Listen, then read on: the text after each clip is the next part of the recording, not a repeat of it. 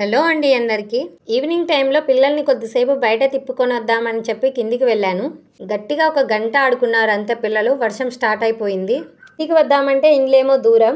పార్క్కి పక్కనే ఉండే గుళ్ళో అయితే పిల్లల్ని అందరూ ఆడిపించుకుంటున్నారు. నేను కూడా పిల్లల్ని తీసుకెళ్ళి అక్కడే ఆడిపించుకున్నాను. 7 నుంచి 8 దాకా అక్కడే ఉన్నాము. కొంచెం వాన తగ్గేసరికి ఇంటికి వచ్చాను. పిల్లలకి తినడానికి ఇంట్లో స్నాక్స్ ఏం లేవు.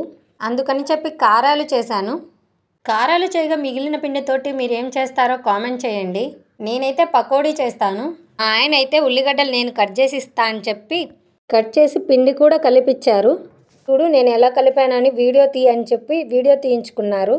ఇక్కడ మేముండే ప్లేస్లో వర్షాలు ఎప్పుడు తగ్గుతాయో ఏమో. పిల్లల్ని ఆడుకోవడానికి పంపించే టైంలోనే వర్షం పడుతుంది.